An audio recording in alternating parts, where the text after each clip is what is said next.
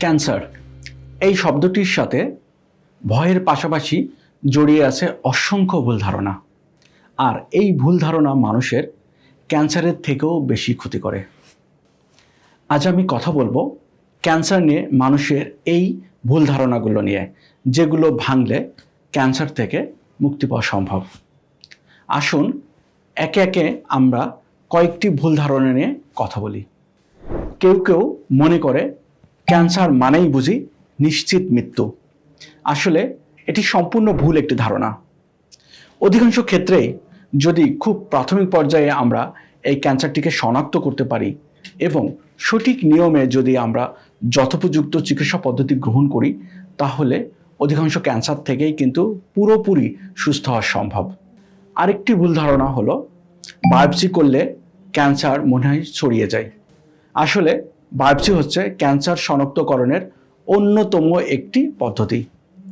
সাধারণত এই বায়োপসি করার মাধ্যমেই আমরা শতভাগ নিশ্চিত হতে পারি এটি ক্যান্সার কিনা, আর তারপরে আমরা আরও জানতে পারি এটি কী ধরনের ক্যান্সার এবং এটির অরিজিন কোথা থেকে, বা এটার জন্য অনেক চিকিৎসা পদ্ধতিও কিন্তু আমরা বায়োপসির মাধ্যমে জানতে পারি।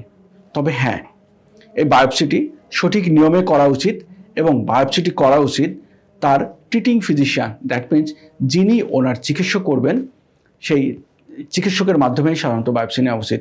কারণ সঠিক পদ্ধতিতে যদি আমরা বায়োপসিটি না নেই বা সঠিক মার্কিং করে না নেই, তাহলে অনেক ক্ষেত্রে দেখা যাচ্ছে যে পরবর্তীতে সার্জারি করার সময় এটি সাধারণত স্পেসিমেনের ভিতরে নাও ইনক্লুড হতে পারে। অনেকেই মনে করেন হার্বাল বা কবিরাজি চিকিৎসায় ক্যান্সার সম্পূর্ণ ভালো হয়ে যায়। আসলে এই হার্বাল বা কবিরাজি চিকিৎসায় শুধু ওই রোগীর সময়ই নষ্ট হয় না। এই ক্যান্সারটি প্রথম দিকে হয়তো খুব প্রাথমিক পর্যায়ে ছিল, কিন্তু পরবর্তীতে কালক্ষেপণের কারণে এই ক্যান্সারটি হয়ে যায় অ্যাডভান্স।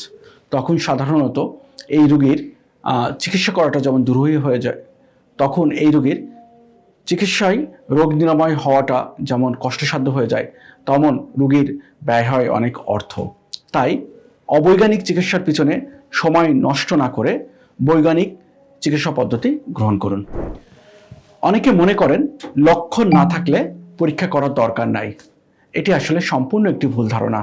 বিশেষ করে যারা উচ্চ ঝুঁকিতে থাকে, যাদের বয়স 50-এর বেশি, যাদের পরিবারে ক্যান্সারের ইতিহাস আছে, বা যাদের ওজন অনেক বেশি, তাদের নিয়মিত স্বাস্থ্য পরীক্ষা করা উচিত এবং উচ্চ ঝুঁকিতে যারা আছেন তাদেরকে নিয়মিত স্ক্রিনিং টেস্ট করা উচিত।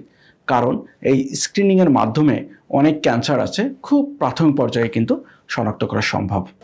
বিশ্বাস করুন, আমি অনেক রোগীকে বলতে শুনেছি, স্যার যদি আগে জানতাম, বা যদি আগে আমি আমার পরীক্ষাটি করতাম, বা আগে যদি আমি একজন চিকিৎসকের কাছে যাইতাম, তাহলে আজ আমার এই পরিস্থিতিতে পড়তে হতো না।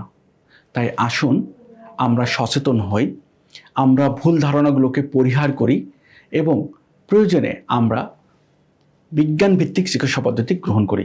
কারণ আপনার একটু অসাবধানতায় বা আপনার একটি ভুল যেমন আপনাকে বিপদগ্রস্ত করতে পারে, সেই সাথে বিপদে ফেলে দেয় পুরো পরিবারকে।